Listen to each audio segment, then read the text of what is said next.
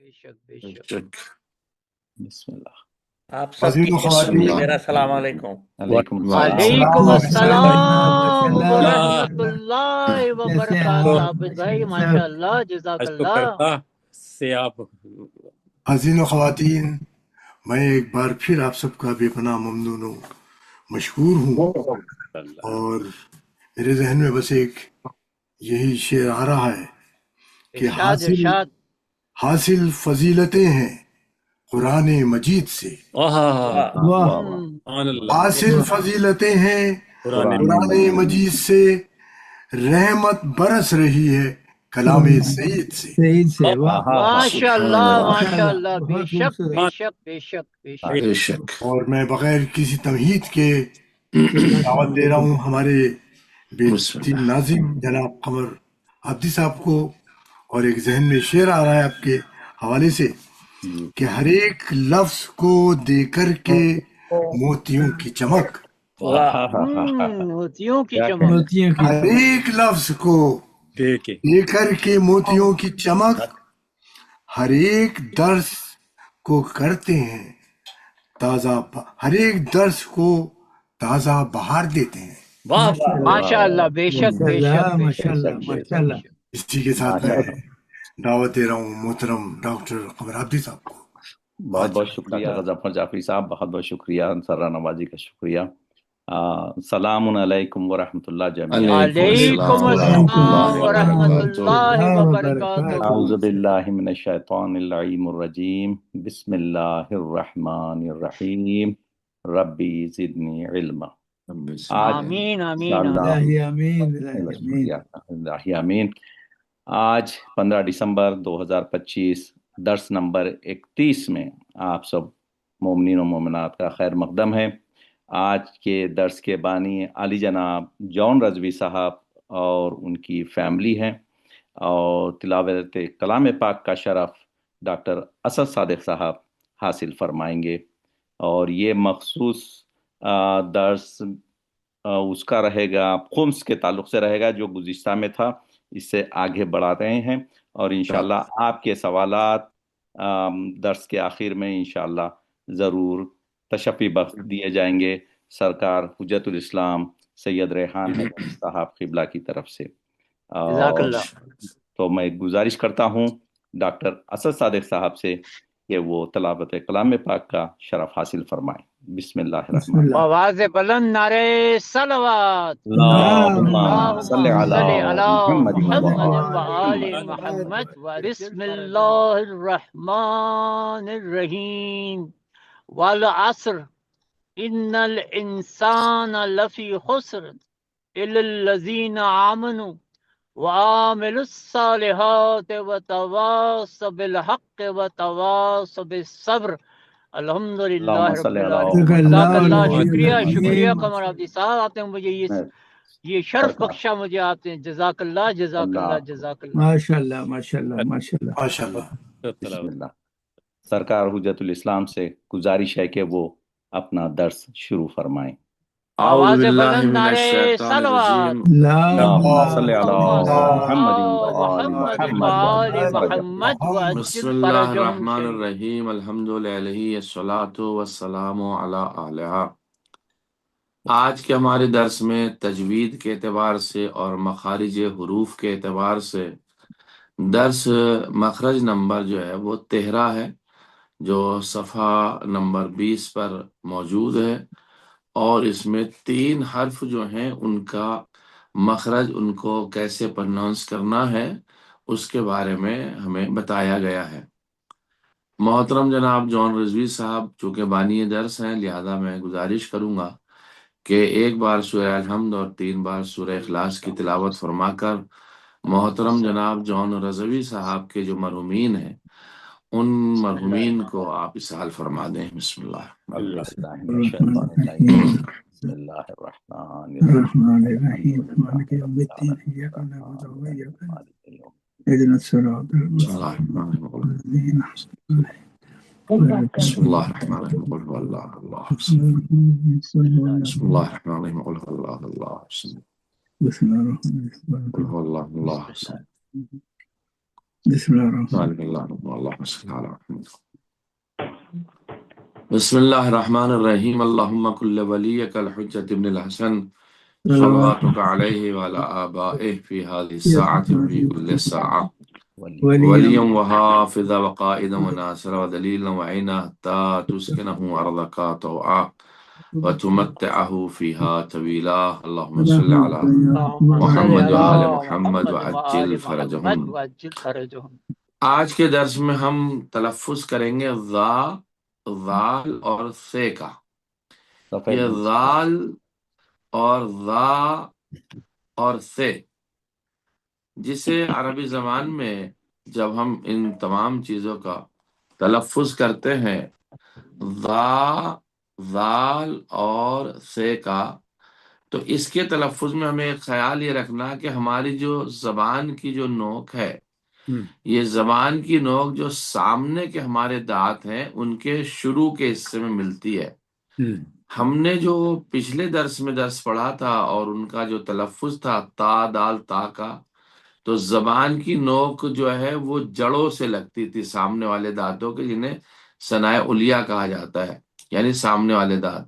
تو ہم نے تا جیسے صراطل کہا تھا، دال کہا تھا، دابت الارض کہا تھا. لیکن جب ہم وا، ذال اور سے کا مخرج ادا کریں گے تو جو ہماری زبان کی نوک ہے یہ دانتوں کے شروع کے حصے سے لگے گی، جڑوں سے نہیں لگے گی، جو شروع کے حصے ہیں. جیسے ہم روزانہ پڑھتے ہیں صراط الذین، ہم نے آخر میں لگایا تھا.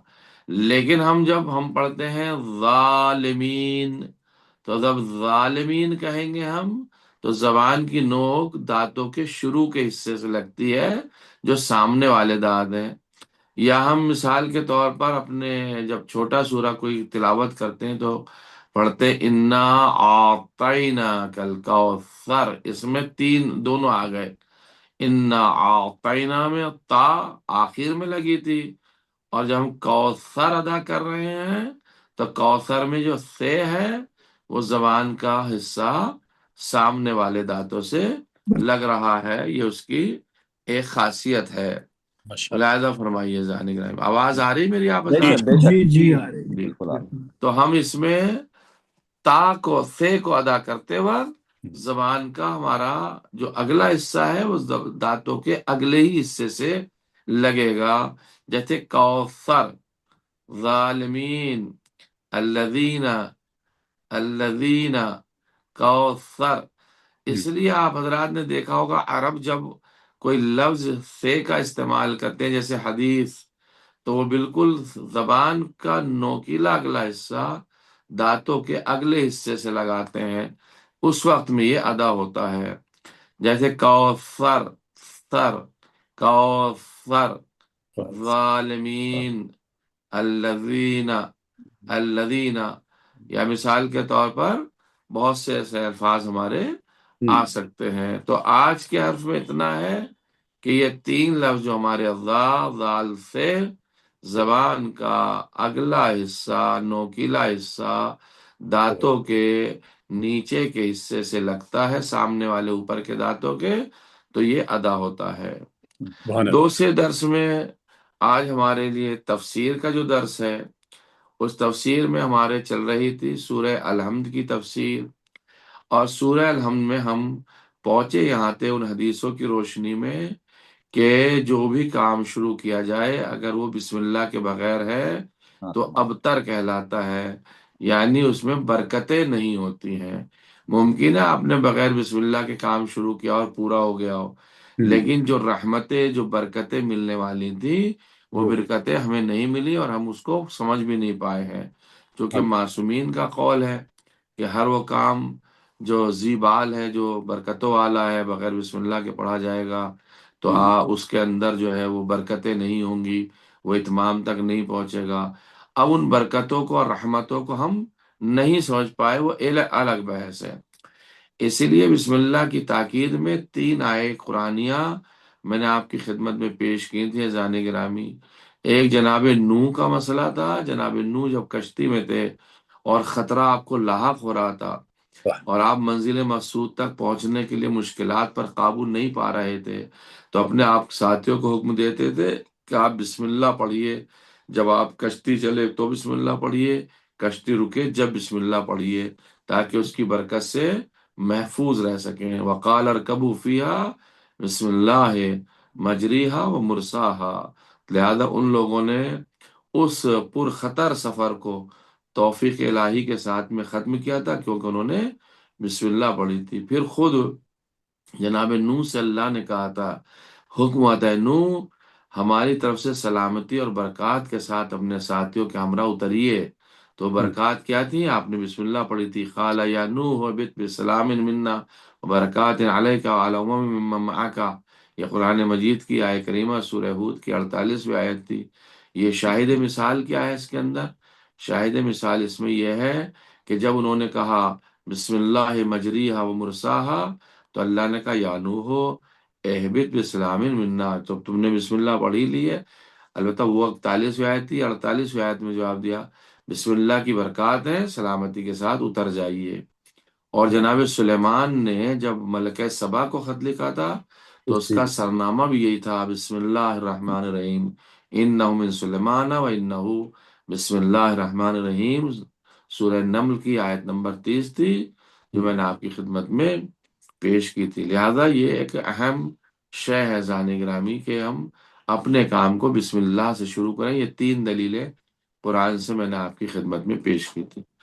آج کے مسئلے میں معذرت چاہتا ہوں، بسم اللہ کیا، بسم اللہ الرحمن الرحیم جو بہت بڑا ایک موضوع ہے ہمارے یہاں علماء اہل سنت کا اور علماء شیعہ کا، کیا خود بسم اللہ الرحمن الرحیم یہ سورہ کا جز ہے یا سورہ کا جز نہیں ہے؟ اس کے بارے میں کیا ارشاد فرماتے ہیں علماء کرام؟ کہتے ہیں کہ شیعہ علماء اور محققین میں اس مسئلے میں تو کوئی اختلاف ہی نہیں ہے کہ بسم اللہ سورہ حمد اور دوسرے سورہ قرآن کا جز ہے، یعنی ہر ایک سورہ کا جز ہے بسم اللہ الرحمن الرحیم، جو اسی میں شامل ہے، یعنی جتنی بار سورہ نازل ہوا ہے اتنی بار بسم اللہ بھی نازل ہوئی ہے۔ ایک یہ شیعہ عقیدہ ہے۔ اب اس میں اقوال ہیں جو بسم اللہ سے متعلق ہیں، اور یہ بڑی دلچسپ چیز ہے، چونکہ اکثر ہم جب برادران اہل سنت کے ساتھ میں بیٹھتے ہیں تو ان سے یہ بحث ہوتی ہے کہ بھئی آپ بسم اللہ ہر سورہ کے اس میں پڑھتے ہیں، آیا جز ہے یا نہیں ہے؟ تو اس کے بارے میں برادران اہل سنت کیا ارشاد فرماتے ہیں؟ کہتے ہیں کہ یہ جزو قرآن ہے بسم اللہ تمام صورتوں کا، کیونکہ ہمیں معلوم ہے کہ متن قرآن میں کوئی چیز نہ اضافہ کر سکتے ہیں اور نہ کم کر سکتے ہیں۔ جب ہم قرآن میں کوئی چیز اضافہ نہیں کر سکتے اور نہ کم کر سکتے ہیں، اور ہر سورے سے پہلے انہوں نے بسم اللہ کو لکھا ہے، اور سبھی نے لکھا ہے، جو قرآن ہمارے سامنے ہے اس میں لکھا ہوا ہے، تو جب لکھا ہے تو اس کا مقصد ہے کہ یہ جزء سورہ ہے۔ اگر جزء سورہ نہ ہوتا تو کوئی بھی اس کو بسم اللہ کو قرآن کے سورے کے شروع میں نہیں لکھتا، لہذا یہ بسم اللہ۔ اب یہ ایک دلیل جو ظاہری طور سے ہے۔ بسم اللہ زمانے پیغمبر سے لے کر اب تک سوروں کی ابتدا میں موجود ہے، یعنی یہ پیغمبر کے زمانے سے چلتا چلا رہا ہے، ایسا نہیں ہے کہ پیغمبر کے زمانے سے نہ ہو۔ اور چونکہ متن قرآن میں ہم کوئی چیز اضافہ نہیں کر سکتے ہیں اور نہ ہم کم کر سکتے ہیں، تو اس بنیاد پر بسم اللہ ہر سورے کا جز ہے۔ ایسا نہیں ہو سکتا کہ ہم سورہ پڑھیں اور بسم اللہ نہ پڑھیں۔ یوں شرعی اعتبار سے آپ اگر کوئی سورہ پڑھ رہے ہیں ذہن گرامی تو گناہ نہیں ہے۔ مثال طور پر آپ کہیں سے 20 سے شروع کر دیا آپ نے بغیر بسم اللہ کے، کوئی آیت شروع کر دی بغیر بسم اللہ کے، یہ ایک الگ بحث ہے، لیکن خود سورے کا جز ہے یا سورے کا جز نہیں ہے، بحث اس کے اوپر ہو رہی ہے۔ تو علماء اہل سنت میں ایک گزرے ہیں صاحب تفسیر المنار، ان کی وفات ہوئی 1935 میں، ان کا نام تھا شیخ رشید رضا۔ انہوں نے تفسیر المنار لکھی ہے، اور برادر اہل سنت کے عالم ہے، تقریباً 100 سال سے بھی پرانی بات آپ کی خدمت پیش کر رہا ہوں۔ انہوں نے کچھ تفصیل بیان فرمائی، چونکہ ہم حزب مخالف کی دلیل دینا چاہتے ہیں بسم اللہ کے اوپر، یعنی ہمارا فقہ جو ہے، ہمارا جو مذہب ہے، اس پہ ہماری تو دلیلیں ہیں ہی ہیں، ہم دوسروں کی بھی دلیلیں دینا چاہتے ہیں۔ انہوں نے تفصیل اس طرح سے بیان کی ہے کہ علماء اہل مکہ، فقہا، قاری حضرات، جن میں ابن کثیر بھی شامل ہیں، اہل کوفہ کے قراء میں سے، چونکہ قراء سبا 7 ہیں جنہوں نے قرآن کی تلاوت کر کے دکھائی کہ کس لفظ کو کیسے پڑھنا چاہیے، ان میں سے ایک قراء سبا میں سے 7 قاریوں میں سے عاصم ہیں اور کسائی ہیں، اور اہل مدینہ میں سے بعض صحابہ ہیں۔ مکے کے ہو گئے قراء، انہوں نے دلیل دی ہے شیخ رشید رضا المنار والوں نے، وہ کہتے ہیں، اور مدینے میں سے بعض صحابہ اور تابعین، اور اسی طرح شافعی اپنی کتاب جدید میں، اور اس کے پیروکار جیسے ثوری ہوئے، احمد ہوئے، اپنے قول میں اس بات کے معتقد ہیں، کس بات کے؟ کہ بسم اللہ جزو سورہ ہے۔ سبحان اللہ۔ جی، یعنی انہوں نے اس بات کا ایک درود پڑھے محمد وآل محمد، اللہم صلی علی محمد محمد۔ یعنی انہوں نے اس بات کا تذکرہ کیا ہے برادران اہل سنت نے، اتنے سارے حوالے میں نے آپ کی خدمت میں دیے۔ اور اسی طرح علماء امامیہ میں سے ان کے قول کے مطابق جیسے بعض صحابہ ہیں، اچھا بذات خود حضرت علی ابن ابی طالب جو کہ باب العلم ہے، مولا امیر المؤمنین علیہ الصلوۃ والسلام، باب العلم تو ہیں ہی، آپ صحابی رسول بھی تو ہیں، بے شک بے شک بھائی اس میں کوئی شک ہی نہیں ہے، سب سے بڑے صحابی رسول تو مولا کائنات ہے۔ بے شک تو خود صحابہ میں سے یعنی خود امیر المؤمنین نے باب العلم جو ہے، اور خود ابن عباس جو کہ صحابی ہیں، اور عبداللہ ابن عمر یہ بھی صحابی ہیں، توجہ چاہ رہا ہوں، اور خود ابو ہریرہ یہ بھی صحابی ہیں ان کے نزدیک، اور علماء تابعین میں سے، علماء تابعین وہ ہیں کہ جنہوں نے رسول اللہ کو نہیں دیکھا لیکن صحابیوں کو دیکھا جنہوں نے رسول خدا کو دیکھا تھا، ان میں سے جیسے سعید بن جبیر ہیں، عطا ہیں، زہری ہیں، ابن مبارک ہیں، وہ بھی اسی نظریے کے حامل ہیں۔ کس نظریے کے؟ کہ بسم اللہ قرآن مجید کا ہر سورے کا جز ہے، انہوں نے بھی اسی بات کو لکھا ہے۔ اور پھر اس کے بعد وہ مزید لکھتے ہیں، اور اہم ترین دلیل انہوں نے یہ دی ہے بسم اللہ کے اوپر، دیکھیے یہ چیزیں نوٹ کرنے کی ہیں اور ان چیزوں کو حفظ کرنے کا مقام ہے تاکہ ہم حزب مخالف سے ہم اپنی بات کو رکھ سکیں۔ وہ بھی دلیل دیتے کہ صحابہ اور ان کے بعد برسرے کار لوگ جو صحابہ کے بعد افراد آئے ہیں، لوگ اس بات پر متفق ہیں کہ سورہ براءت کے علاوہ تمام سورتوں کے آغاز میں بسم اللہ مذکور ہے، یہ بات سب نے مانی ہے۔ کہتے ہیں یہ یعنی صحابہ کے بعد کی بات میں کر رہا ہوں، جو صحابہ کے بعد لوگ آئے انہوں نے کہا سورہ برات کے علاوہ سب لوگ جو ہیں اس بات کے قائل ہیں کہ بسم اللہ مذکور ہے، یعنی اس کا ذکر کیا گیا سوروں کے شروع میں، جبکہ وہ بالاتفاق ایک دوسرے کو وصیت کرتے تھے، کس چیز کی؟ ہر اس چیز سے جو جزو قرآن نہیں ہے، قرآن کو پاک رکھا جائے، لیکن انہوں نے بسم اللہ کو وہاں رکھا ہے۔ جب انہوں نے بسم اللہ کو رکھا ہے تو اس کا مقصد بسم اللہ جزو سورہ ہے۔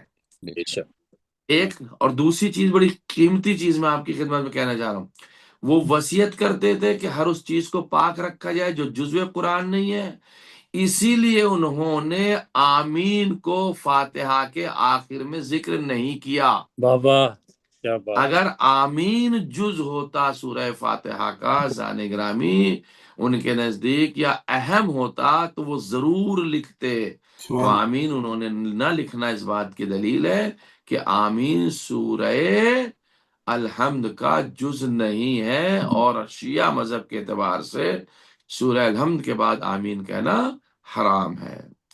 ان کے بعد انہوں نے مالک اور ابو حنیفہ کے پیروکاروں بعض افراد کو کہا کہ وہ مستقل بسم اللہ کو ایک آیت سمجھتے تھے، جس طرح الحمدللہ رب العالمین ایک آیت ہے، اسی طریقے سے بسم اللہ الرحمن الرحیم ایک آیت ہے۔ 3 قول اور پیش کر کے آج کی تفسیر سے میں انشاءاللہ اب مسائل کی طرح جاؤں گا۔ پہلا، وہ روایات جو شیعہ اور سنی طریقوں سے ہمارے پاس میں آئی ہیں، دونوں طریقوں سے جس کا ہم اعتراف کرتے ہیں اور ان کا تعلق فقہی بحث سے ہے، وہ کیا ہے؟ معاویہ ابن عمار جو امام صادق کے محب اور موالی تھے، تو وہ فرماتے ہیں کہ میں نے امام جعفر صادق سے پوچھا جب میں نماز پڑھنے لگوں تو کیا الحمد کی ابتدا میں بسم اللہ پڑھوں؟ آپ نے فرمایا ہاں، بسم اللہ ضرور پڑھا کرو، اور یہ جملہ کافی میں جلد نمبر 2 312 صفحے پر موجود ہے روایت۔ دوسرا، دار قطنی نے جو علماء اہل سنت میں سے ہیں سند صحیح کے ساتھ حضرت علی علیہ الصلوۃ والسلام سے نقل کیا ہے، ایک شخص نے مولا سے پوچھا کہ سبع مثانی کیا ہے مولا، یہ سبع مثانی کیا ہے؟ آپ نے فرمایا سورہ الحمد۔ اس نے عرض کیا سورہ حمد کی تو 6 آیتیں ہیں مولا، تو یہ سبع مثانی کیا، 7 آیتوں والا سورہ پھر کیا ہے؟ آپ نے فرمایا، مولا نے ارشاد فرمایا بسم اللہ الرحمن الرحیم بھی اس کی ایک آیت ہے۔ یہ علماء اہل سنت نے بیان فرمایا، یعنی بسم اللہ سورہ کا جز ہے۔ جزء۔ تیسری اور آخری بات، اہل سنت کے مشہور محدث گزرے ہیں بحیقی، وہ اپنے سند صحیح کے ساتھ ابن جبیر کے راستے سے اس طرح نقل کرتے ہیں، اس طرح الشیطان من الناس اعظم آیتا من القرآن بسم اللہ الرحمن الرحیم، شیطان صفت اشخاص نے قرآن کی بہت بڑی آیت بسم اللہ الرحمن الرحیم کو چرا لیا ہے۔ یعنی بسم اللہ کا نہ پڑھنا سورے سے پہلے یہ قرآن کے ساتھ چوری کرنا ہے۔ چوری کر ہم نہیں کہہ رہے اس بات کو، یہ اہل سنت کے مشہور محدث بحیقی نے اپنی سند میں لکھا ہے، بحیقی جلد نمبر 2 صفحہ نمبر 50 پر انہوں نے اس بات کو لکھا ہے۔ وہ ارشاد فرماتے ہیں شیطان صفت اشخاص نے قرآن کی بہت بڑی آیت بسم اللہ الرحمن الرحیم کو چرا لیا ہے۔ یہ اس کی طرف اشارہ ہے کہ سورتوں کے شروع میں جو بسم اللہ نہیں پڑھتے ہیں۔ ان تمام چیزوں سے پتہ چلتا ہے کہ بسم اللہ الرحمن الرحیم قرآن کا جز ہے، سورے کا جز ہے، لہذا مذہب تشیع اپنی نمازوں میں اپنے سورہ پڑھنے میں قرآن مجید سے پہلے بسم اللہ الرحمن الرحیم پڑھتے ہیں، اور تاریخ کے اعتبار سے وہ سند موجود ہے کہ جب صحابی رسول نے کسی کے پیچھے نماز پڑھی تو اس نے کہا کہ آسرقتا او نسیتا، کیا تم بھول گئے ہو یا تم نے بسم اللہ کو چرا لیا ہے؟ یعنی تم نے بسم اللہ کیوں نہیں؟ کیونکہ ہم نے رسول اللہ کے پیچھے نماز پڑھی ہے اور رسول اللہ سورہ پڑھنے سے پہلے بسم اللہ پڑھتے تھے۔ لہذا زان گرامی آپ نے ملاحظہ فرمایا کہ سورہ ہر سورے سے پہلے بسم اللہ وہ جزو سورہ ہے۔ والحمدللہ رب العالمین۔ خمس کے احکام کے بارے میں بہت ساری باتیں ہماری رہ گئی تھی، ان میں سے ایک مسئلہ جو شروع میں ہمیں بیان کرنا تھا، وقت نہ ہونے کی وجہ سے وہ رہ گیا تھا، کہ وہ مال جس سے ہم نے خمس نکال دیا ہے آیا وہ مال اگلے سال تک ہمارے پاس میں نیا محفوظ ہے، یا وہ پیسہ اگلے سال تک محفوظ ہے تو کیا اس پہ بھی دوبارہ خمس نکالا جائے گا؟ تو آغایون کا فتویٰ یہ ہے کہ نہیں، اس پہ خمس نہیں ہے۔ میں اس کی ایک مثال دے دیتا ہوں۔ مثال کے طور پر کسی انسان نے اس سال $5 لاکھ کے اوپر خمس نکالا، 1 لاکھ خمس ہو گیا، $4 لاکھ اس کے پاکٹ میں بچے۔ اب اگلے سال اس کے پاس ہے $5,10,000۔ آیا یہ $5,10,000 پہ پھر سے خمس نکالے گا یا صرف $10,000 پہ خمس نکالے گا؟ تو اب آغا سستانی ارشاد فرماتے ہیں وہ صرف 10,000 پر خمس نکالے گا، وہ 5,000 پر خمس نہیں نکالے گا، یا جتنا مائنس ہے 5 لاکھ سے نیچے ہے اس پہ خمس نہیں نکالے گا اگر اگلے سال اتنی انکم اس کی نہیں ہوئی ہے۔ یہ بڑا آسان سا مسئلہ، یہ اسپیشل آغا سستانی کی طرف سے ہے کہ اگر ہم نے ایک بار ایک مقدار میں خمس نکالا اور اگلے سال اسی مقدار میں ہمارے پاس ہے یا اس سے کم ہے تو خمس نہیں ہے، اس سے زیادہ ہے تو زیادہ پر ہمیں خمس واجب ہے نکالنا، کیونکہ وہ مقدار ہمارے پاس میں پہلے سے محفوظ ہے۔ ایک مسئلہ۔ دوسرا مسئلہ اس میں خمس کا، کچھ چیزیں ہم سے متعلق ہے خمس سے، کچھ چیزیں ہم لوگوں سے متعلق نہیں ہے۔ مثال کے طور پر ہم سے جو خمس حالانکہ کل 7 چیزوں کے اوپر واجب ہے۔ پہلا چیز کاروبار ہے، روزگار ہے، جاب ہے، ان کے جو فائدے ہیں ان پہ ہم پہ خمس واجب ہے۔ دوسرا معدنی کانیں ہیں، سونے کی کان نکل آئے، کوئی عرب میں رہتا ہو، کہیں رہتا ہو، کوئلے کی کان نکل آئی، اب اس کی مقدار الگ الگ ہے، وہ میں تفصیل سے جب وہاں پہنچوں گا تو آپ کی خدمت میں پیش کروں گا۔ تو جو معدن ہے، جو مخزن ہے، جو خزانے نکلتے ہیں، ان پہ خمس واجب ہے۔ تیسرا دفینہ، گڑا ہوا خزانہ کہیں سے مل جائے، بہت سارے سکے مل گئے، سونا مل گیا، بہت سی چیزیں مل گئی ہیں، مال کھدائی کرتے ہوئے کہیں سے آ گیا ہے، تو اس پہ بھی خمس واجب ہے۔ چوتھا حلال مال جو حرام مال میں مخلوط ہو جائے کسی وجہ سے، اس کے شرائط ہیں، اس میں ذرا جلدی نہ کیجیے گا کہ فوراً ذہن میں آئے گا اگر ہم حرام کو، جیسے ایک صاحب نے ہم سے پوچھا قبلہ میں حرام کما کے حلال میں ملا لوں، خمس دے دوں تو کیا جائز ہو جائے گا؟ وہ تو معاملہ ہی غلط ہو گیا، وہ تو پہلے سے اس نے حرام کمایا۔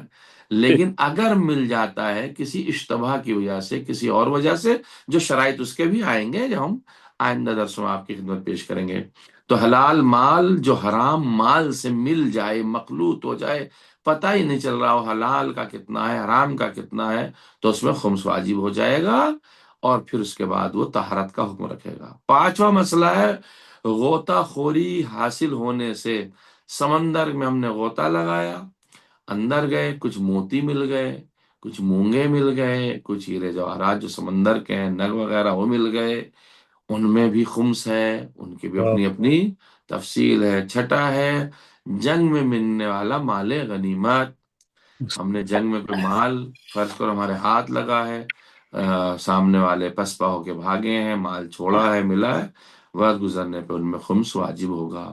اور مشہور قول کی بنا پر وہ زمین جو ذمی کافر کسی مسلمان سے خریدے، ایک ہوتے ہیں بعض افراد جو ہیں جو ہے وہ مسلمانوں سے زمینیں خریدتے ہیں، اور پھر وہ زمینیں منتقل ہوتی ہیں جس کے احکام انشاءاللہ تعالیٰ آئیں گے، تو وہ اس موقع پہ بھی ان میں بھی خمس واجب ہوتا ہے۔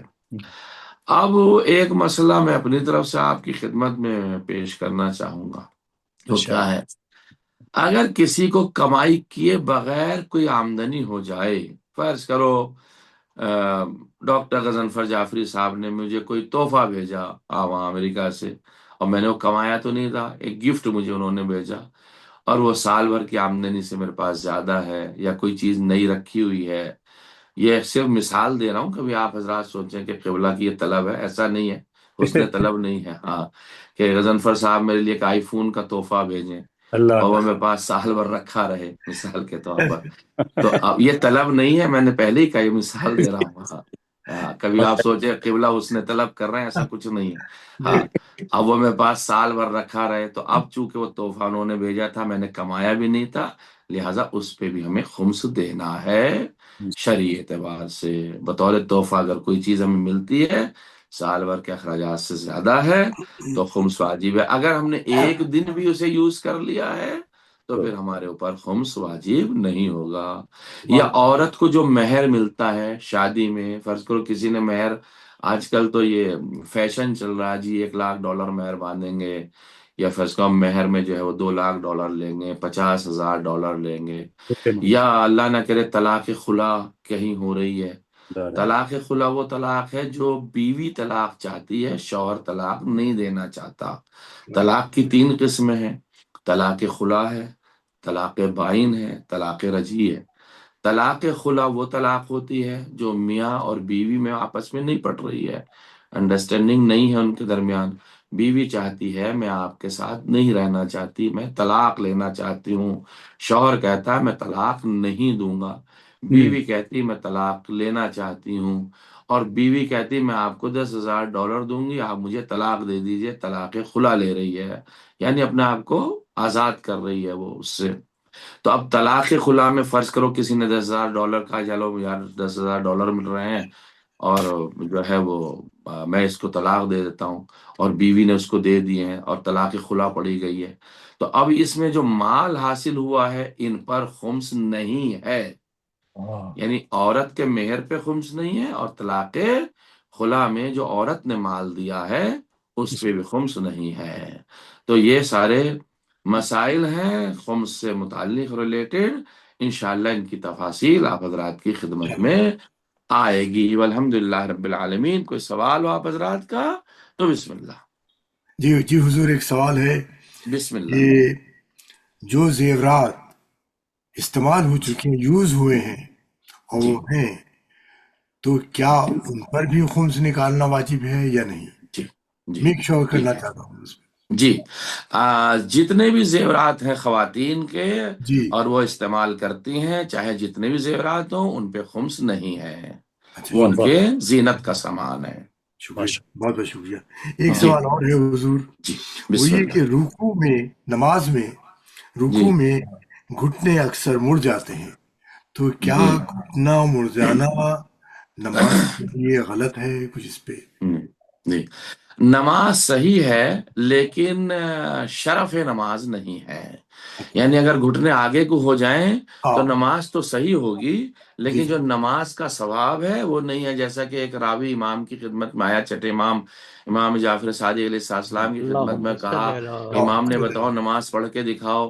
तो उसने जो है वो नमाज पढ़ के दिखाई, और रुकू में जब गए तो इमाम ने इरशाद फरमाया कि तुम्हें तो रुकू भी करना भी सही नहीं आता। तो उसने कहा अरे मौला कैसे? कहा जब तुम नमाज पढ़ो तो अपने घुटने बिल्कुल सीधे करो, पीछे की तरफ जाएं, उनमें बल ना हो, और कमर तुम्हारी इतनी झुकी रहे कि अगर एक बूंद पानी भी ऊपर कमर पे पड़ा है, पुष्ट के ऊपर एक ड्रॉप भी है, बूंद पानी भी है, तो वो पानी इधर उधर ना जाए। इस तरीके से कमर झुकनी चाहिए रुकू में। माशाल्लाह, सुभान अल्लाह। जी एक सवाल जज़ाकल्लाह। हुजूर और जी माजरत बिस्मिल्लाह। माजरत के बिस्मिल्लाह। साथ, कुछ जी लोग सूरह फातिहा जी में पढ़ते हैं कि इहदिना सिरातल मुस्तकीम, कुछ जी। लोग इहदिना सिरातल मुस्तकीमा पढ़ते हैं, तो इस सिलसिले में क्या राय है? अब अगर उनका सांस टूट रहा है एहदिना सिरातल मुस्तकीम पर, तो राइट, आप तोड़ सकते हैं। अच्छा, सांस उनका लंबा है तो पढ़ सकते हैं एहदिना सिरातल मुस्तकीम सिरातल लज़ीना अनअमत अलैहिम। तो दोनों एतबार से पढ़ा जा सकता है।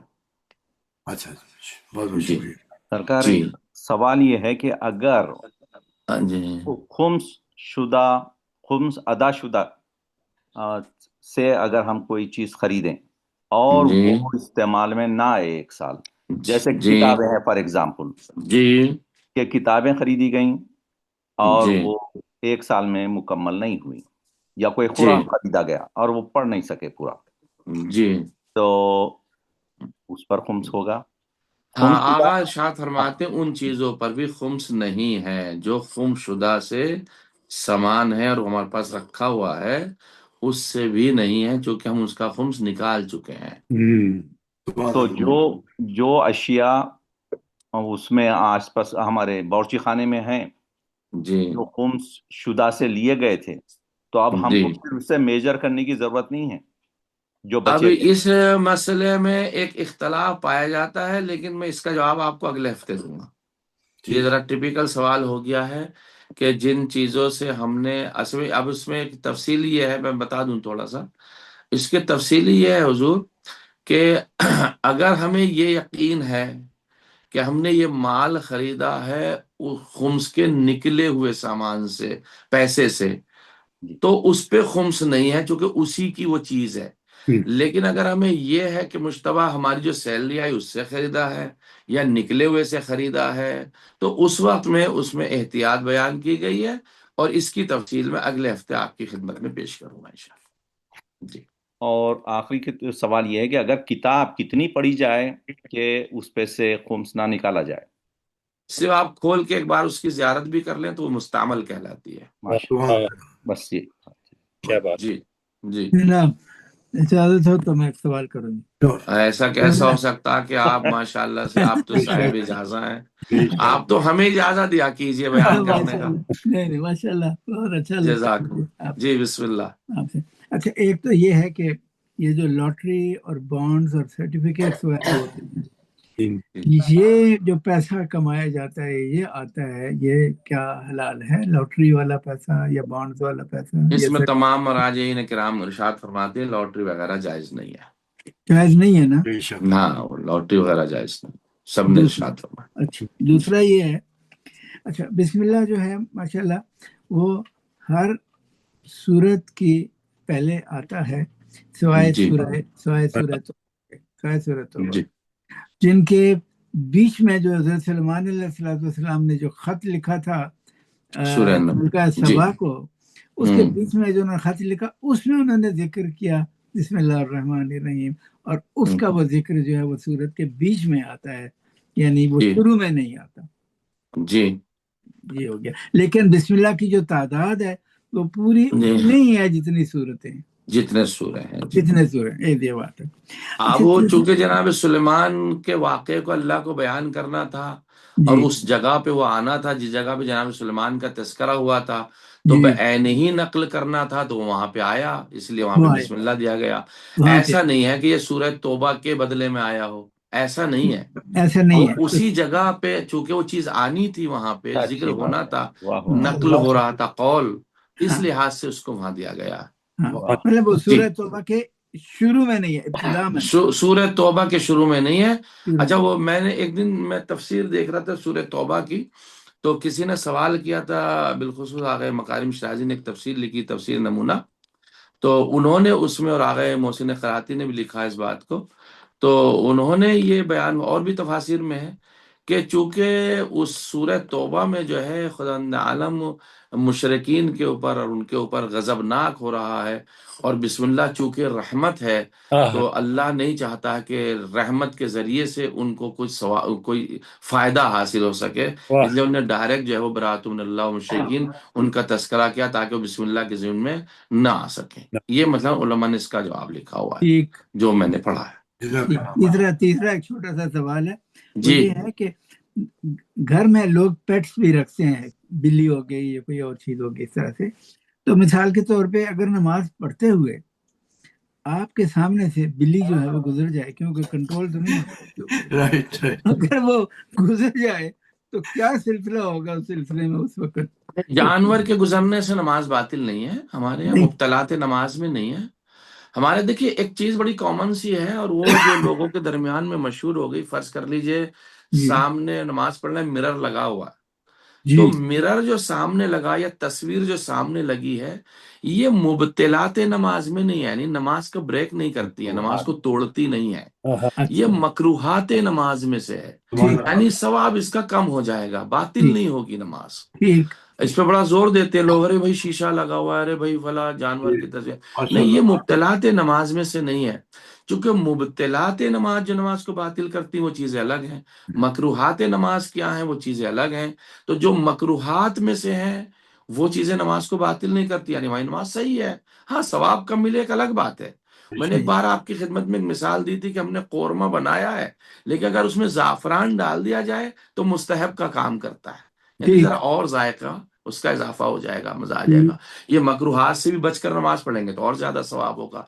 तो बिल्ली का गुजरना, बच्चे का गुजरना, इंसान का गुजरना, ये तमाम नमाज के मुब्तलात में नहीं है, नहीं नमाज है, बातिल नहीं होती। नहीं। जी एक और छोटा सा सवाल, सॉरी जी, आपसे टाइम ले रहा हूँ मैं नहीं ज़रा, नहीं बिस्मिल्लाह। लेकिन वो छोटी छोटी चीजें, वो ये है कि सजदा साहब जो है, ये अगर आप हर नमाज के बाद, यानी बगैर किसी उसके पता भी ना हो कि मैंने कोई गलती की है या नहीं की है, एहतियातन ये आदमी ये सोचे कि यार शायद मैंने कोई गलती कर ली हो, और आदमी सजदा साहब का, लेकिन कोई छोटा सा तो है, थोड़ा सा टाइम लेता है और सजदा साहब हो जाता है, तो उससे क्या कोई आपके परफॉर्मेंस में कोई गलती होती है, यानी आदमी कोई परेशानी होती है उस सिलसिले में सजदा साहब बगैर ये सोचे कि भाई मैंने कोई गलती की है या नहीं की है, इससे कोई नुकसान तो नहीं होता? जी जी, देखिए नमाज में सजदे सब जुज़वे नमाज है, जहां हमारा नमाज में सजदे सब वाजिब होता तो वो जुज़वे नमाज बनता, नमाज का एक पार्ट बन जाता है नमाज के बाद ना। तो अब नमाज में कोई चीज अपनी तरफ से ज्यादा नहीं कर सकते ना कम कर सकते हैं, तो लिहाजा हम बर बनाए एहतियात शक की बुनियाद पे सजदे सब नहीं कर सकते, क्योंकि वो इजाफा एक चीज हो जाएगी हमारी, और वो इजाफा करना शरीयत के अंदर दखल देना है। अब जब हुआ ही नहीं है और हमें शक है तो हम क्यों करें, जरूरत ही नहीं है हमें, क्योंकि खुदा ने उसको माफ करार दिया शक की बुनियाद पर। तो अगर हाँ यकीन होता हमें तो हमारे ऊपर तो वाजिब हो जाता, शक की बुनियाद पे है तो शक की बुनियाद पे हम पे सजदे सव है ही नहीं, तो इजाफा काम में नहीं करना चाहिए। यानी आप हर वक्त بغیر مطلب آپ کے ہر نہیں وقت جو ہے وہ ہاں نہیں پڑھ سکتے. سجدہ سو نہیں کر سوال سکتے، اللہ جہاں کے حکم ہے بس بہت وہیں پہ چھوٹا کیجیے. بہت بہت جی شکریہ قبلہ، بہت بہت چھوٹا جی سا ایک خوش سوال اور مزہ آیا. جی بسم اللہ. رحمت ہوں آپ کو. جی ایک بسم تو اللہ. جیسے کہ ابھی آپ نے لاٹری کے بارے میں بتایا، تو جی میرا سوال ہے کہ کیا اسٹاک کے بارے میں آپ کی کیا رائے ہے؟ دیکھیے یہ مسائل جو اسٹاک کے ہیں یا وہ آپ کے یہاں آج کل وہ جو چل رہے ہیں، کیا نام ہے وہ کون سی کرنسی کہلاتی، بٹ کوائن جی بٹ کوائن جو ہے وہ ہے، اس جی کے بارے میں آگے سستانی وغیرہ سے معلوم کیا گیا تھا، وہ کنڈیشن اپلائی ہے اس میں ہر جگہ. اچھا تو اس کی تفصیل جو ہے میں آپ کو اگلے ہفتے میں پیش کر ٹھیک ہے پاؤں گا. انشاءاللہ.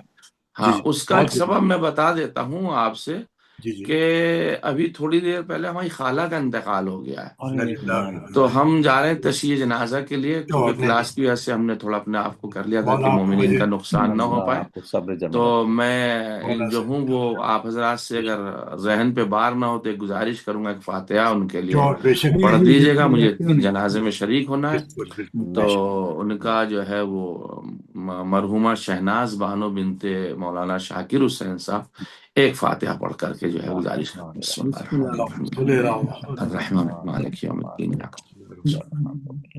صراط الذین انعمت علیہم. بسم اللہ اور المقصود بسم اللہ الرحمن الرحیم. بسم اللہ الرحمن الرحیم. بسم اللہ الرحمن الرحیم. بسم اللہ الرحمن الرحیم. اللهم اللہ کھلو اللہ خدا عالم ان کی مغفرت فرمائے انشاءاللہ. اور آمین. آج کے بانی درس جو ہیں محترم جناب جان رضوی صاحب، اللہ ان کے مرحوم کی بھی مغفرت، مرحومین کی مغفرت فرمائے انشاءاللہ. جتنے شریک درس ہیں اللہ سبھی کے توفیقات میں اضافہ فرمائے انشاءاللہ، سب کی مشکلات آسان فرمائے. معذرت چاہتا ہوں اگر کوئی کسی کا کوئی مسئلہ رہ گیا ہوگا تو غضنفر بھائی سے شیئر کر لیجیے گا، انشاءاللہ میں ان کو بھیج دوں گا. اور یہ 2 مسئلے کے جواب بھی میں انشاءاللہ آج یا کل تک غضنفر بھائی کو بھیج دوں گا، وہ آپ کے ساتھ شیئر کر لیں گے. ایک بٹ کوائن والا مسئلہ اسٹاک مارکیٹ کا، اور دوسرا وہ جو سامان مخمس پیسے سے خریدا گیا ہے، اس کو مجھے ذہن میں تو آ رہی وہ بات، میں نے کہیں پڑھا تھا لیکن میں ذرا شیور نہیں ہوں، تو اس کو میں انشاءاللہ تعالی جو ہے وہ آپ حضرات کی خدمت میں بھیج دوں گا تاکہ آپ حضرات اس سے استفادہ کر لیجئے. گروپ پہ شیئر کر دیا جائے گا. چونکہ یہ کہنا کہ مجھے نہیں معلوم یہ بھی ایک علم ہے. سبحان اللہ. بھائی یہ بتانا، غلط بتانے سے لاکھ جگہ بہتر ہے یہ کہا جائے کہ اس وقت میرے ذہن میں نہیں ہے، یہ معلوم نہیں ہے، انسان کا ذہن ہے. خدا اندال آپ کو، آپ حضرات کو جو ہے وہ اللہ کے سپرد کرتا ہوں. دعا میں یاد فرمائیے گا. خدا حافظ. بہت بہت شکریہ. شکریہ بہت. دیکھیے کتنا ان حالات میں بھی سرکار درس کو اہمیت دیتے ہوئے تشریف لائے. خد اور بڑا ہوا ہمارے آنکھوں کے سامنے. اگر کتنا آسان تھا ان کے لیے کہہ دیتے کہ آج نہیں آ سکوں گا، اتنا واجب کام بھی تھا ان کے لیے، اور اس کے بجائے کوئی اور جا نہیں سکتا تھا. اتنی اہمیت دے کے آتے ہیں. اللہ ان کو اس کا عظیم عطا فرمائے. ہمارے اس فاؤنڈیشن پر ایسے ایسے بڑے بڑے لوگ، خداور لوگ ہیں جو ناپے نہیں جا سکتے. اللہ اس سبیل کو سلامت رکھے. اور ہم مشکور ہیں ڈاکٹر غضنفر جعفری صاحب کے کہ انہوں نے ایک ایسی نایاب چیز وہ شروع فرمائی، اور اللہ کرے کہ یہ سلسلہ جاری و ساری رہے. آپ سب حضرات کا میں فردن مشکور ہوں کہ آپ ہفتے میں 2 بار تشریف لاتے ہیں اور اپنے علم میں ایسے بھی نوازتے ہیں اور ایسے سوالات کرتے ہیں جس سے ذہن اور جھنجھوڑا جاتا ہے، اس میں اور سوالات پیدا کرتا ہے. تو بہرحال اللہ آپ سب کو سلامت رکھے، جاری و ساری رکھے، اور ہم سب کے لیے دعا کرتے ہیں. اللہم صلی علی محمد شب بخیر انشاءاللہ. السلام علیکم ورحمۃ اللہ. وعلیکم السلام. وعلیکم السلام. شب بخیر. بہت بہت شکریہ. شب بخیر. شب بخیر. ماشاءاللہ.